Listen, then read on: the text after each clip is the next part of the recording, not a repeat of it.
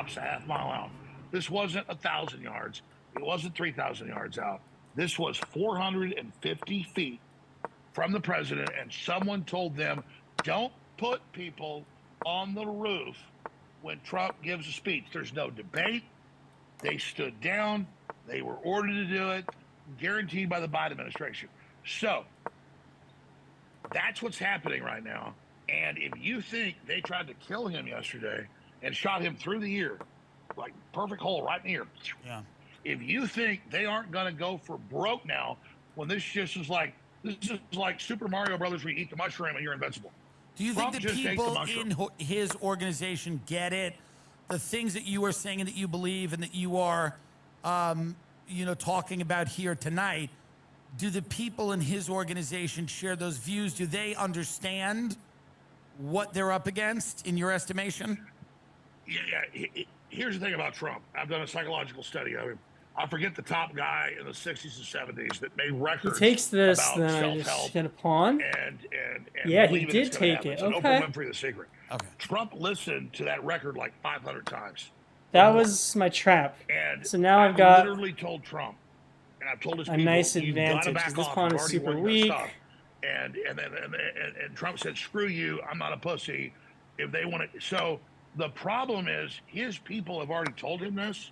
Plus, all his pawns are on dark squares. He's such a maniac, which he's probably right. He believes if he just goes out there, he'll be on the road more now. He doesn't care. Okay. And so that's Trump. He believes he is invincible, and he doesn't care. And now that he just got grazed in the eyes, he's a maniac. And that's why, let me tell you something. Trump's not perfect. He made mistakes, did stuff I didn't like. I just have to get curry with liberals and make them, oh, you don't like, no. I disagree with Trump on a lot of stuff. Warp speed, all of it got roped into it.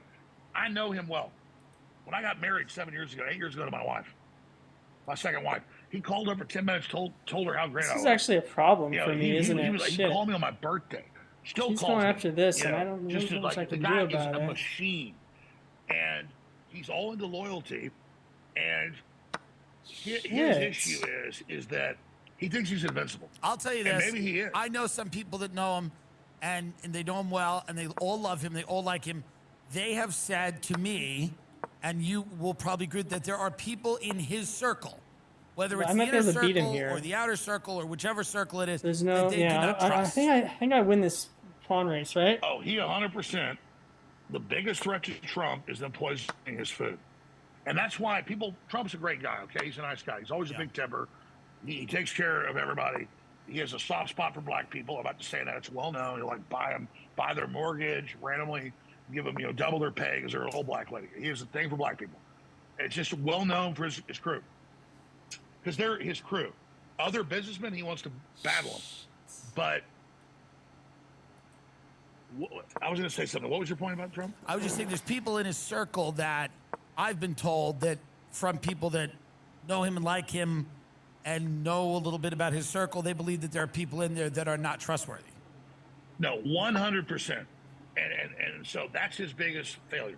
Kushner, horrible, Google double agent, Shit, I'm in horrible trouble, person. Man. And his loyalty, that's why the chief of staff, General Kelly at the time, 5 years ago, look it up, said, General Kelly's main job is keeping Trump away from Alex Jones. Because back then I was talking to him every 2 days. And I was like, hey, Fiona Hill's Bilderberg. Fiona Hill, this guy is George Soros Foundation. He goes, no, send that to me. So I would have law firms. And I've been talking a lot about this. I don't want to put myself out there as a target. Let's analyze that game. Powerful folks. Should have won that game, but I didn't see his threat of bringing the king over. I had to keep my king with him. I know he'd pay attention to that. He'd say, give me a report on that. Like when Elon Musk 6 months ago said, give me a report on the PR firms around the Sandy Hook thing on you. And so Trump would say, give me a report.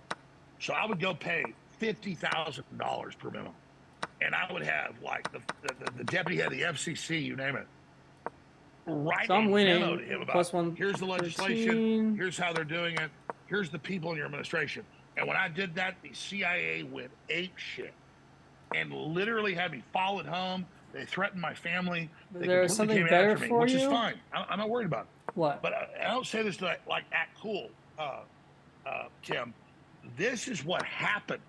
So it wasn't yeah, that I needed any to people around him that knew what was going on. bring the They king were scared over, to huh? tell him. I knew how to use Google. And I'm like, okay, well, who is General McMaster? Who is Fiona Hill? Who is, and I would send him reports, hundreds of thousands of dollars a month. I got to get my king over. That's... And you know what happened? That happened. They called me up now to I'm DC. losing. Said, okay. you about yeah, Trump. that was dumb. So I go to DC. That's